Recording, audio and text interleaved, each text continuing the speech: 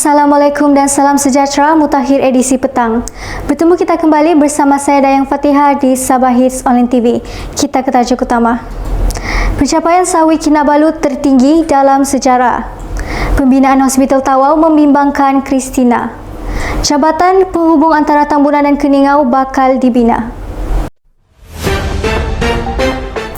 Menurut Ketua Menteri Sabah iaitu Yang Amat Berhormat Datuk Seri Panglima Haji Haji Nur mengatakan bahawa kumpulan sawit Kinabalu telah mencatat keuntungan tertinggi dalam sejarah iaitu sebanyak 320 juta ringgit pada tahun ini. Kerajaan negeri berbangga dengan pencapaian cemerlang sawit Kinabalu yang kini berusia 25 tahun yang menunjukkan prestasi yang terbaik. Bukan itu sahaja, kumpulan sawit Kinabalu ini juga menunjukkan prestasi yang baik dalam sektor perniagaan malahan dalam menjalankan tanggungjawab sosial korporatnya. Haji Ji memuji usaha kumpulan sawit Kinabalu yang sudah mula melebarkan sayapnya dalam mempelbagaikan kegiatan perniagaan seperti pembangunan hartanah, penternakan lembu, pedaging dan burung walit merupakan satu inisiatif yang amat baik. Tambah beliau, pencapaian ini telah membuka peluang ekonomi yang amat cerah dengan harga pasaran minyak sawit mentah yang telah mencecah paras harga tertinggi iaitu lebih RM5,000 untuk 1 tan pada tahun ini. Buat pertama kalinya, Haji Ji dan ahli lembaga pengarah bersetuju untuk membuat pembayaran awal bonus kepada semua warga kumpulan sawit Kinabalu pada bulan ini.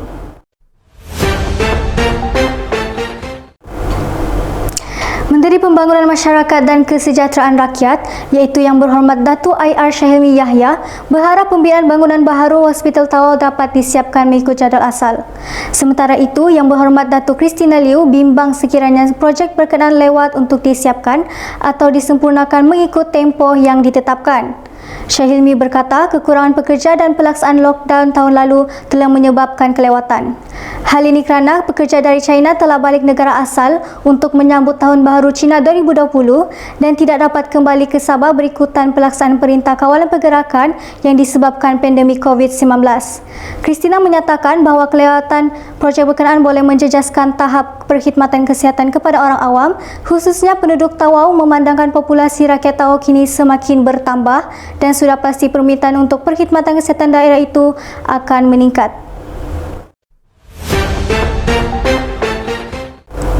Timbalan Menteri Kerja Raya iaitu Yang Berhormat Datuk Atur Joseph Kurup mengatakan bahawa sebuah jambatan kekal akan dibina di jalan berdekatan Kampung Leor Laut bagi menghubungkan Tambunan dan Keningau.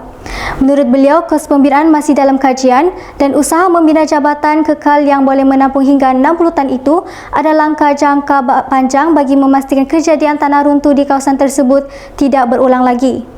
Di samping itu, jalan tersebut juga dapat memudahkan pergerakan penduduk ke daerah berhampiran. Ujarnya, beliau menjangkakan kerja membina jambatan boleh dimulakan dalam masa 3 bulan dan dijangka mengambil masa selama 18 bulan untuk disiapkan. Kementerian Kerja Raya telah mewujudkan jawatan kuasa yang akan bertanggungjawab untuk memantau semua jalan-jalan persekutuan dan keadaan cerun di negeri ini terutamanya ketika musim tengkujuh. Menurut Menteri Pelancongan, Kebudayaan dan Alam Sekitar iaitu Yang Berhormat Datuk Jeffrey Arifin mengatakan bahawa pihaknya dalam usaha untuk mengenal pasti perayaan atau pesta kesukuan di Sabah untuk dijadikan produk pelancongan. Arifin menjelaskan bahawa perayaan Magahau yang dianjurkan Persatuan Momogun Rumus Sabah pernah mencipta nama di peringkat antarabangsa apabila pernah menjuarai persembahan tarian dan pakaian tradisional di Berlin, Jerman. Ianya kerana pergerakan tariannya yang bersifat interaktif dan mampu membuatkan mereka menari bersama. Tambah beliau, pesta seumpama ini merupakan platform yang baik bagi pihak kerajaan untuk meningkatkan ekonomi secara langsung kepada masyarakat tempatan.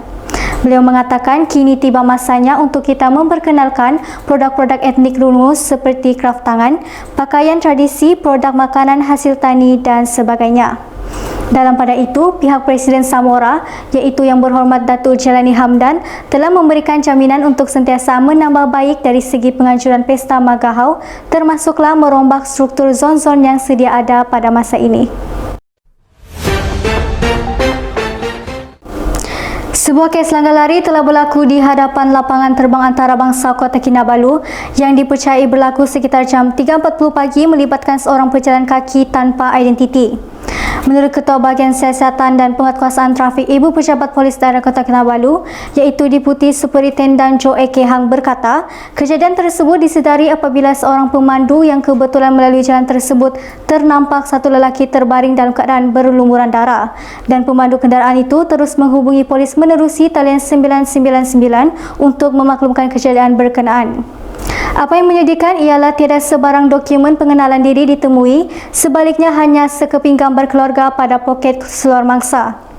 Siasatan awal mendapati bahawa punca kemalan disebabkan kecuaian mangsa sendiri semasa melintas jalan. Polis memohon kerjasama waris mangsa dan orang ramai yang mengenali mangsa untuk membantu menyalurkan maklumat bagi membantu siasatan. Sentiasa hadkan perjalanan anda kerana semakin luas perjalanan, semakin luas jangkitan. Saya Dayang Fatihah, Sabah Hits Online TV.